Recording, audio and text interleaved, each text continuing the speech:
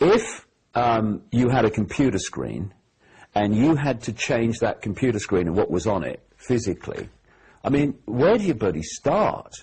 But that computer screen is a projection from information on a disk.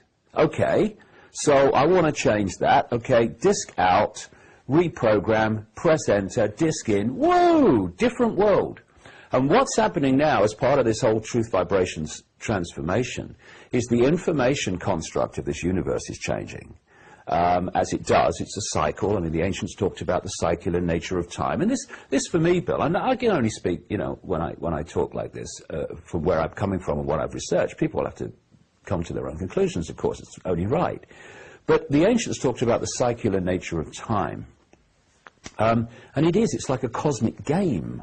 And we go through different epochs, what the Indian culture calls yugas, and other people around the world have different names for them, where this cycle goes through times of great expansion, what the ancients called the Golden Age, and it goes through periods of suppression when things are not like that at all, and there's great challenges, and that's when control systems come in and all the rest of it. And then there are others that bring us back to where we started, and the whole sequence starts again. It's an interactive computer game in the simplest possible way, in that we are picking up information from the game, like the computer picks up information from the disk and puts it on the screen, but we are also, as with the internet, posting our unique contribution to this game. So it's an interactive game. We give and we receive in it.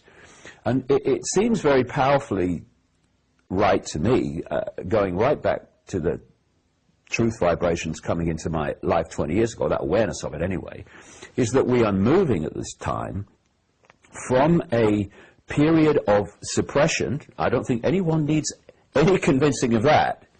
And we're moving into a period of much greater expansion of consciousness, expansion of awareness, from fear and insecurity. And insecurity is the key to understanding why people want control. If people want control, or any other entity, whatever we want to call them, want control over others, want control over not the power to express your own life, express your own experience, but power over others' experience, which is what we're talking about with the control system, then that is always, always, always the manifestation of deep insecurity. So the control system is run by insecure people. And we're moving from this period now, and we're at this cusp, which is why it's all really bumpy, because we're now in this period where there is a tussle, symbolically and literally in many ways, between the energetic construct of this control suppressed epoch, if you like, at the cusp going into this other one. And so we've got a situation where the control system is desperately trying to hold on to its power, which it's had through this period, and the truth vibrations, this energetic quickening, which delivers to us a whole new level of information to decode and therefore manifest a different world. They're at this tussle point, this cusp point. And every minute and every year, as we measure time that passes, this truth vibrations level of awareness is going to be imposing itself as the norm. And so I say that the control system is doomed. I'm incredibly optimistic. It's not a case of, it's doomed, so I'm going to sit here and do nothing because it's doomed. It's not like that. We are an expression of these energies, and therefore we need to tune into them, follow their guidance, follow their inspiration, whatever, and be a five-sense reality expression of them. It's not just about sitting around letting it happen. We're making choices here. Are we going to go with this new flow of massive expansion and freedom and potential of unimaginable proportions compared with our reality here, or are we going to try to hold on to the world that we've lived in up to this point of control and suppression and winners and losers, and some must have, therefore a lot must lose, and all this stuff? Because that's the choice we're making. That's the fork in the road. And people who hold on to this energy, this reality, are going to have some real challenging times. Everyone is, of course, because we're at this epoch of change, but really challenging times, because they're attaching their awareness, they're attaching their sense of reality to an energetic construct that is in its death throes. And if you bring it back, Bill, to the control system that we're exposing and is manifesting or trying to manifest itself more and more, then that is an absolute 100% holographic manifestation of this old epoch energetic construct. Therefore, it must fall when the energetic construct falls. If I take that disk out of the computer, that picture on the screen that the computer is manifesting from that information must go black. It must go blank, and because the information construct which has created that is no longer there, and that's where we're going. And like I said, we're in for some challenging times because we're in this bumpy middle cusp changeover period, the transformation. But my goodness me, you know, our kids and grandkids are not going to live most of their lives in a control system as it so looks like they're going to at this time. And will look like it for a few years yet. But this whole thing's coming down. It's a great time to be alive. Very wonderful time to be here to see suppression and limitation replaced by expansion and infinite potential. Wonderful, wonderful time, challenging as it is. What I love about the way that you explained about that is that it marries perfectly. Some viewers may recognize this with the theoretical work of a British physicist called David Bohm, B-O-H-M.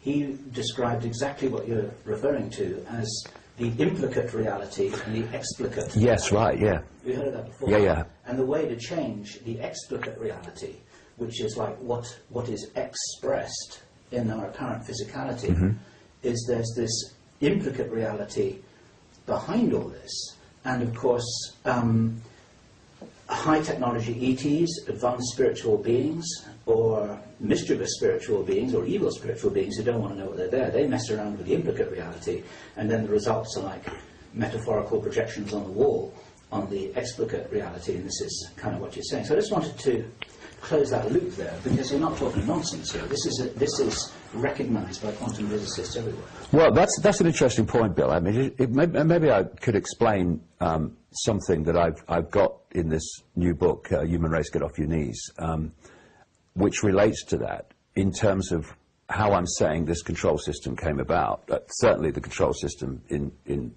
the time that we can go back and recognize it. I'm saying that there was a time when this planet, this reality, was in the period of what the ancients called the Golden Age. In fact, I think there's a Golden Age Yuga in Indian Hindu belief. And that is a time of great expansion and connection.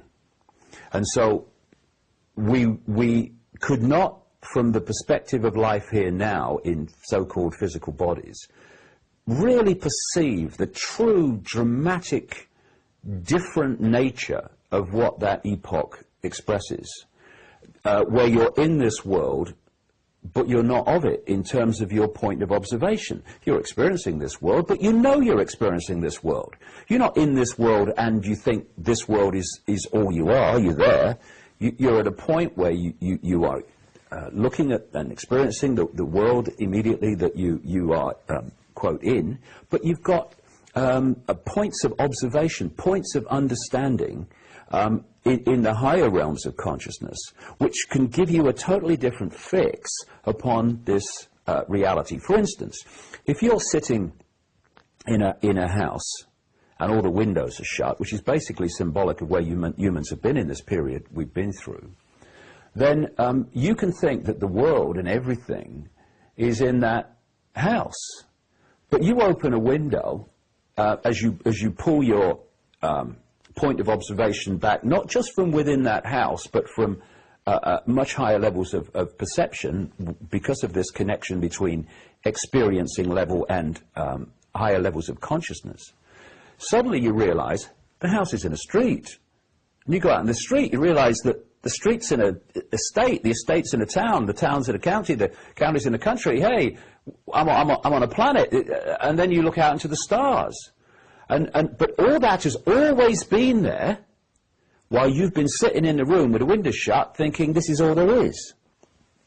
So that golden age period where people knew that we were all one consciousness, I mean, meant that the conflict, the division, the competition, that I must win, I must get to the top of the greasy pole, the sense that there is division between us, there is a partness between us, that doesn't manifest in these periods of expansion and understanding. We realize we're one unified consciousness which has different points of observation which we give different names to.